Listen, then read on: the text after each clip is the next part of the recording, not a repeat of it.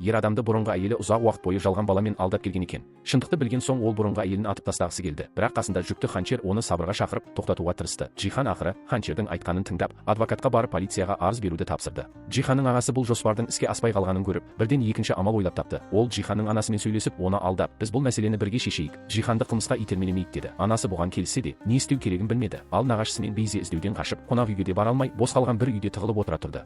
Нағашысы Джиханның анасына қоңырау шалып, жалған төлқұжат тауып беріп, елден кетуге көмектесуін өтінді. Анасы келісіп кездесетін жерді белгілейді, бірақ ол төлқұжат бермек емес еді. Анасы оларға сендерді қауіпсіз, ешкім таппайтын жерге апарамын деп алдап, екеуін бұрын ағасы жатқан жүйке аурулар емханасына алып барады. Ол жерде талай психикалық ауру адамдар бар еді. Нағашысымен Бейзи бастапқыда сенбегенмен, анасы бәрін сатып алғанын айтып сендірді. Амалсыз екеуі соған көнді. Көп ұзамай ағасы да сол жерге келді. Нағашысы оны көріп шошып, сен бізді өлтіруге келдің бе деп сұрады. Бірақ ағасы оны жұбатып, жоқ, керісінше мен саған жалған төлқұжат әперіп кетуге көмектесем. Мен сені әлі де туысым деп санаймын. Сендердің бір-біріңмен жау болуларыңды қаламаймын деді.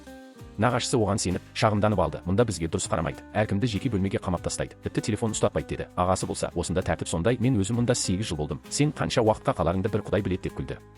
Кейін ол Бейзинің бөлмесіне барып, әдейі Джихан мен ханчер үйленгелі жатыр. Екеуі бірін-бірі бұрыннан жақсы көреді. Енді мүлде айырылмайды деп айтты. Мұны естіген Бейзинің іші күйіп, қызғаныш оты қайта тұтанды. Ол олардың тыныштығын бұзам деп өз-өзіне серт берді. Ал Джихан болса, ханчердің кеңесін тыңдап, баланы құрбысына қайтарып берді. Екеуі тойды тезірек өткізіп, 3 адам болып бақытты өмір сүрмек болды. Бірақ ертесінде ханчер есік ашса, есікте пышақ қадалып тұр. Үстінде қанмен бастап деген жазу бар. Ол мұны Бейзи істегенін түсінсе де, Джиханға айтпады. Себебі ол тағы да ашуға булығып бірдеңе істей ме деп қорықты. Бейзи болса, ханчердің қорыққанын елестетіп, мәз болып отырды. Бірақ өзі ағасының тұзағына түсіп қалғанын білмеді. Ағасы бәрін нағашысына айтып, Бейзинің психикасы қауіпті, оны емдеу керек, сен кетіп қал, кейін жазылған соң алып кетерсің деді. Нағашысы бұған келісті. Ал ағасы Бейзиге барып, әкең сені тастап кетпекші деп әдейі айтты. Бұл сөзден Бейзи қатты шошып, ақылынан айырыла бастады. Сосын ағасы қызметкерлерге оған тыныштандыратын дәріні көбірек салыңдар деп тапсырды. Ал анасы болса ұлын кешірту үшін ханчердің үйіне барып, шелекпен су әкеліп, оған мен саған бұрын бұлай істеткем, енді өзім жуып берейін, сол үшін кешірім сұраймын деді. Бірақ ханчер мұндайға көнбеді. Сол сәтте Джихан үйге келіп қалды. Ол анасының бұл ісін естіп, қатты ашуланды. Бұл өзіңді қорлап, ханчерді қинау ғой, енді бұл үйге жолама деді. Бейзи ауруханада ақылынан адаса бастаған еді. Ағасы тағы барып, оған пышақ беріп, қорғануға керек деді. Сосын бүгін Джихан мен ханчердің үйлену тойы деп қосты. Кейін ол нағашысына барып, міне, ақшаң мен төлқұжатың, қазір кет, енді мен сені көргім келмейді деді. Нағашысы оның сөзін түсінбей, әлі де алғысын айтты.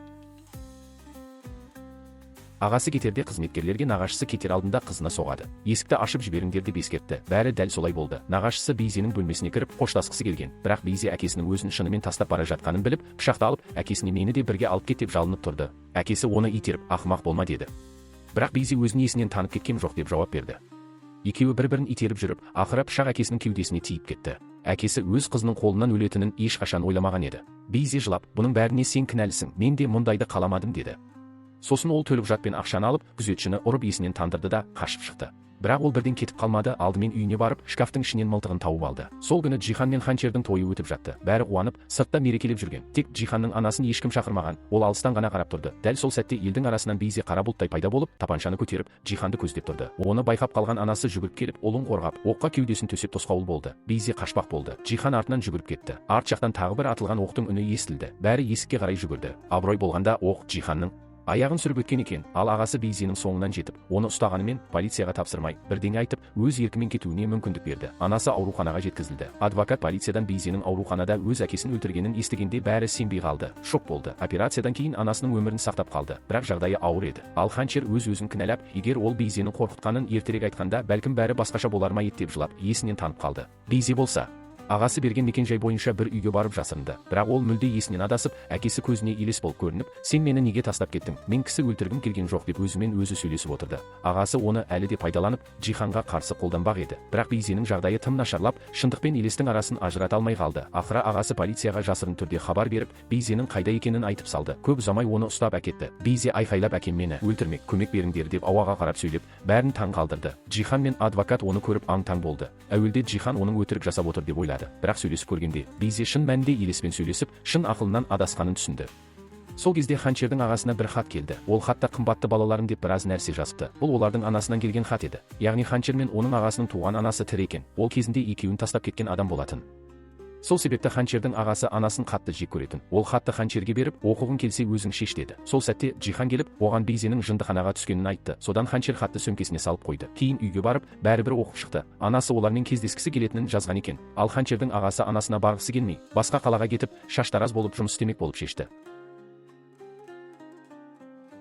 Ал Джиханның ағасы жаңа жоспар құра бастады. Адвокат бұрыннан Сира деген қызды жақсы көретін, оған үйленуге ұсыныс жасаған, бірақ Сира келіспеген. Ол адвокатқа зиян келтіргісі келмеген еді, бірақ енді ағасы оны мәжбүрледі. Адвокат Джихан үшін маңызды адам, сондықтан сен онымен үйленіп, оны Джиханнан алыстат деді. Сира амалсыз келісті. Адвокат бұл хабарға қуанып, екеуі тез үйленіп алды. Кейін бала айына бармақ болды. Ағасы Сираға адвокаттың телефонын өшір, Джиханмен байланысын үз деп бұйырды. Сол уақытта ағасының әйелі олардың әңгімесін естіп қойып, сендер қайдан таныстыңдар деп сұрады. Ағасы ештеңе түсіндірмей, егер тағы осылай сөйлесең, сені де Бейзе сияқты ауруханаға жібертем деп қорқытты.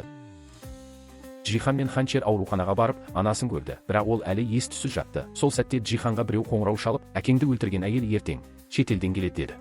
Келесі күні ол жұмыста отырғанда бір әйел адвокат келіп, әкеңнің мұрагерлік ісі бойынша келдім. Әкеңнің тағы бір қызы бар деді. Джихан аң-таң болып, ол кім деп сұрады. Адвокат аты Сира деді. Бұл сөзден Джиханның басы айналып кетті. Адвокат жалғастырып, Сира мұрагерлік үлесін алуға құқылы. Анасы кісі өлтірсе де, қыздың құқығына қатысы жоқ деді. Джихан ашуланып, ол біздің отбасымыздың мұрасына ие болуға лайық емес деді. Бірақ адвокат ойланып көр. Заң бойынша ол да үлес алады деп шығып кетті. Сол сәтте ғана Джихан бәрін түсінді. Неге Сира оған әр кездескенде салқын қарап, іштей жек көретінін. Ол адвокатқа хабарласайын десе, телефоны өшірулі екен. Жүрегі алай-дүлей болды. Түрмеден шыққан әйел Сираның анасы, енді қызына мұра талап етіп отыр. Демек, бәрі алдын ала ойластырылған деді. Ханчер анасымен кездесуге келіп, кафеде ұзақ күтті, бірақ анасы келмеді. Далаға шыққанда Джиханды көріп қалды. Сен мұнда не істеп жүрсің деп сұрады. Джихан ескі есепті бітіруге келдім деді. Дәл сол сәтте түрме қақпасынан бір әйел чемодан сүйреп шықты. Ал ауруханада сол мезетте Джиханның анасының жүрегі тоқтады. Ханчер жылап үйге қайтқым келеді. Анамды көргім келмейді деді. Джихан оны құшақтап, тыныштандырды. Ал сол сәтте олардың артында түрмеден шыққан әйел тоқтап, екеуіне қарап тұрды.